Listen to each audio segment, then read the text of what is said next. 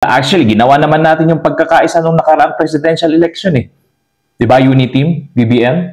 Kaso nabudol. What is up mga karwas? So, ngayong araw ay pag-uusapan natin yung mga kaugaliang Pilipino kung bakit hindi tayo umaasenso or kung bakit dahilan kung bakit walang pagbabago.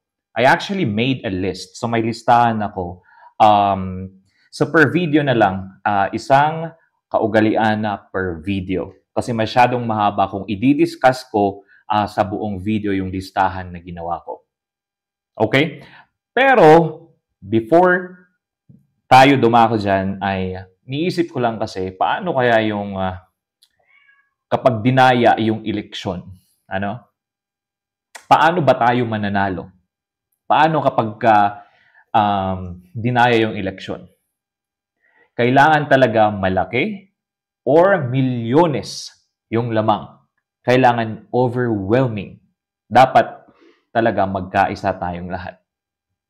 Kasi hindi natin alam. Actually, I think nangyari na to kay BBM din dati. Nung nakalaban niya si Leni Robredo, na parang biglang 500,000 yung parang biglang buhos. Tas nalamangan siya. So what if gagawin nila yon? Buhos ng milyones na boto. So, iniisip ko lang, dapat talaga na magkaisa tayong lahat. Para kahit mandaya sila, maglagay man sila ng ilang milyon, wala pa rin, di pa rin nila maaabot yung boto nating lahat. So, ang una sa listahan ay ang bahala na mentality. So, iniisip mo, bahala na. Kurap naman yan lahat. Bahala na. Wala namang mangyayari. Kumbaga, sumuko ka na eh. Sumuko ka na. Paano na lang yung mga anak mo? Yung magiging anak mo? Paano na lang yung mga pamangkin mo? Paano na lang yung susunod na henerasyon? Sa pag-iisip na ganito na bahala na mentality, nagiging selfish tayo eh. Isa tayong nasyon, dapat magkaisa tayong lahat. Kung hindi tayo magkakaisa, edi wala. Actually, ginawa naman natin yung pagkakaisa nung nakaraang presidential election eh. Di ba, Uniteam, BBM? Kaso nabudol. Kaso nabudol. So, kailangan hindi tayo maging selfish. Kailangan, talagang magkaisa tayong lahat. Ano yun, pagdating sa election, pagdating mo sa botohan, mini mo na lang. Dapat wag ganun. Bahala na mentality. Sinukuhan mo na eh. Habang may buhay, may pag-asa, ika nga. Tignan mo, dumating si Digong. The thing is, nagkamali sila, sinuportahan nila yung dapat hindi suportahan. Kung gusto nyo, ganun pa rin yung presidente nyo sa susunod na eleksyon, yung mga senador ngayon, edi Pilipinas, hit capital. Basta ti ibagbagak ang sinasabi ko, numadiyo ti agsao. Anyo kaya ti agsao in front of the camera. Takot kayong mabash. Sabihan nyo lang ako yung magsasalita, i-share nyo na lang yung video. Ngayon, ang tanong siguro ng mga kumakampi sa current administration ngayon. Paano mo masisigurado na pag halimbawang nanalo, tumakbong presidente, si VP Sara at nanalo sa pagka-presidente sa 2028, paano ka makakasigurado na magagawa niya yung gusto mong gawin niya? Or na magagawa niya yung parang ginawa ng kanyang ama?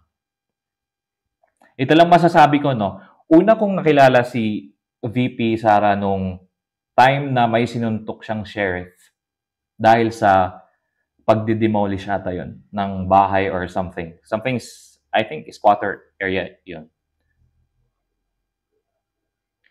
Doon ko siya unang nakilala. Nagalit siya.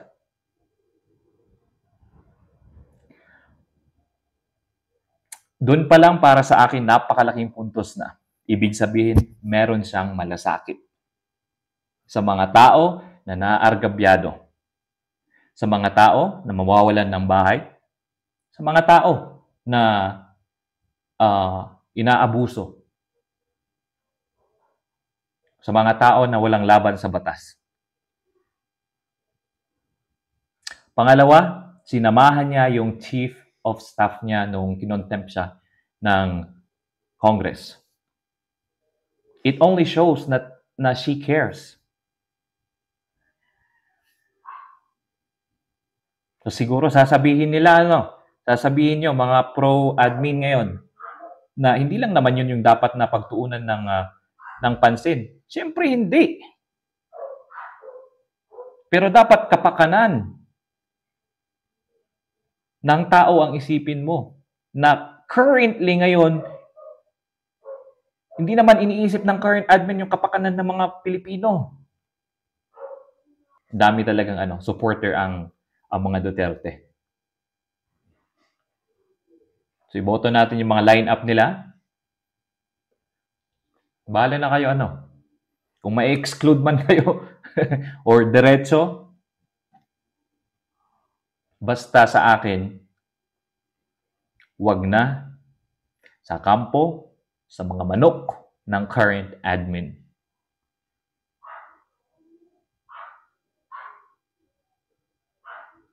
Ayan. So, ayaw ko masyadong pahabain yung video. Gusto kong i-discuss na yung susunod kaso sa next video na lang para hindi masyadong mahaba. Para at least naman may balik-balikan nyo yung TikTok ko, Facebook ko, or YouTube. Kasi the thing is, pinapa-realize ko yung kaugalian na dapat hindi natin ipagpatuloy. The thing, kung hindi ma-realize yun ng tao mismo na ganun nga yung ugali, kung hindi niya ma-realize, baala na siya.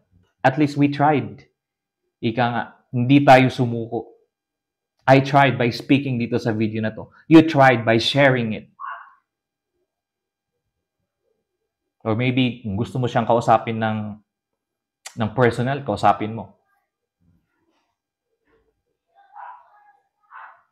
Gaya nga ng sabi ko, meron man akong isang makumbinsi na hindi sumuporta sa current admin dahil sa ginagawa nilang korupsyon, dahil sa ginagawa nilang panluloko sa mga Pilipino. Meron man ng isa or masaya na ako. Or kung wala naman, at least sinubukan ko. Dati ganun ako tahimik lang ako pero ewan, parang biglang napuno ako. Gusto ko nang mag-content ng ganito. Kasi sobra na yung panluloko Panluloko sa mga taong bayan. Mag-corrupt kayo. Kuha kayo ng pondo ng gobyerno, ng ahensya ng gobyerno, tapos papamigay nyo sa mga tao, tapos sasabihin nyo, galing sa inyo. Agbain kamot. Agbain kamot, uncle. Nya, wartami dayta. Nako. Sana lang ma-realize ng iba na yung current admin ngayon, wala namang ginawa. Actually, mas mabuti pa yung Pinklawan dati. Dati sa isip ko, parang ayaw ko sa Pinklawan, ganito, ganyan, mga ganyan, mga leader, nahawakan sa leeg, ganun. Buti pa si Duterte, si PBBM. Ngayon, hindi na. Parang ang first option ko na is Duterte and Pinklawan, tapos dapat last ang ano bang pangalan ng grupo nila? Ng current admin ngayon. Ayun. Until next time,